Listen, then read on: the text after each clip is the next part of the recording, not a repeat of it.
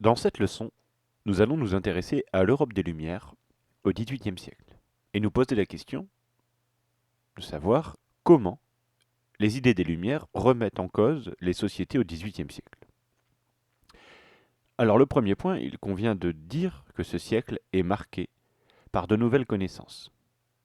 En effet, il y a d'importants progrès scientifiques qui sont réalisés. Au XVIIe et XVIIIe siècle, les découvertes se multiplient.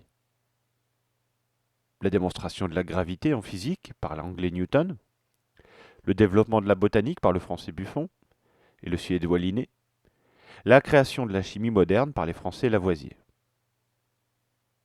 Par ailleurs, le monde est de mieux en mieux connu, grâce à des voyages qui sont plus nombreux qu'auparavant, comme ceux de l'anglais James Cook, qui explore le Pacifique entre 1768 et 1779. Ce siècle est également marqué par un nouvel esprit. Ces savants fondent leurs recherches sur l'expérience et la raison. Ils utilisent le doute pour émettre des hypothèses, puis forment des conclusions grâce à l'observation et à l'analyse.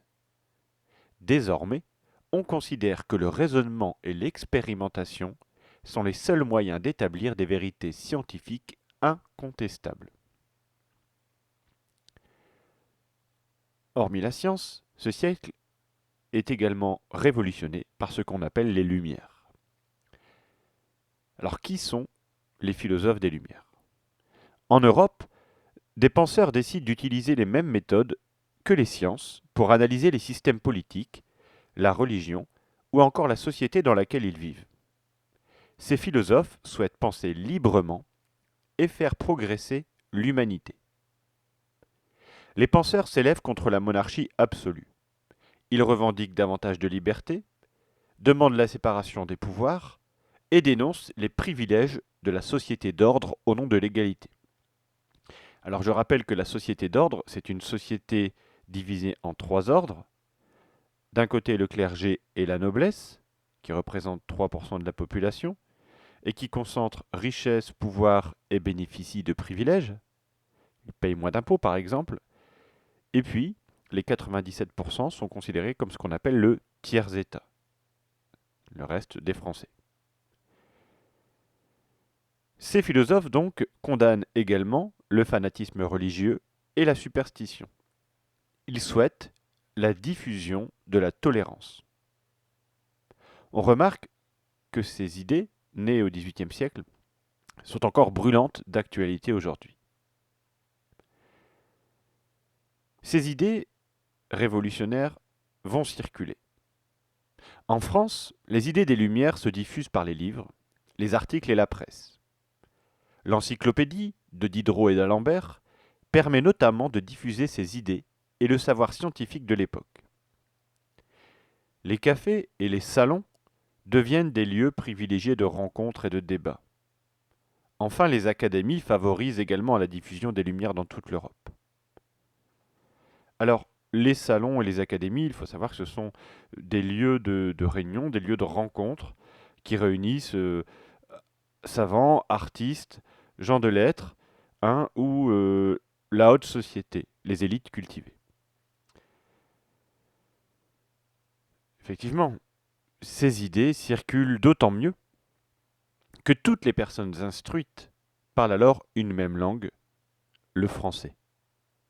Cependant, cette diffusion reste limitée aux élites européennes éduquées. Demeure une question: était-il possible de gouverner selon les principes des Lumières? Alors nous allons voir en deux points que oui, d'un côté, non de l'autre, où ça a été plus compliqué. D'abord, il y a eu des souverains éclairés. À partir de la seconde moitié du XVIIIe siècle, de nombreux souverains sont gagnés par les idées des Lumières et veulent moderniser leur pays. C'est ce qu'on appelle le despotisme éclairé. C'est un régime politique dirigé par un souverain autoritaire, mais qui s'inspire des idées des philosophes des Lumières pour réformer son pays. La plupart d'entre eux entretiennent une correspondance, c'est-à-dire qu'ils s'envoient des lettres, une correspondance suivie donc avec des philosophes et les protègent. Ainsi, Voltaire est un temps l'invité de Frédéric II, roi de Prusse, et Diderot et le protégé de Catherine II de Russie. D'autres souverains, comme Joseph II d'Autriche, tentent de mener des réformes politiques, administratives et religieuses inspirées des Lumières. Tolérance religieuse ou réforme de l'impôt payable par tous, par exemple. Si ces idées rencontrent la faveur de certains souverains, elles rencontrent aussi une certaine résistance et un refus. En effet, les pouvoirs politiques et religieux acceptent mal certaines critiques des Lumières qui remettent en cause leur autorité.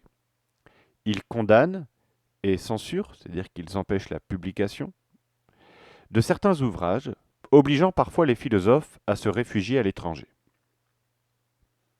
Dans certains pays comme la France, les critiques sociales et politiques des Lumières provoquent une contestation grandissante du système monarchique et de la société d'ordre, notamment dans les années 1780. Nous voyons ici les prémices de la Révolution française poindre. Petite information bonus, aujourd'hui, les encyclopédies existent toujours, sur format papier, mais beaucoup sont informatisées et disponibles sur Internet. Ces encyclopédies, comme Wikipédia, fonctionnent sur les mêmes principes que ceux de l'Encyclopédie des Lumières. Voilà pour cette leçon. À bientôt.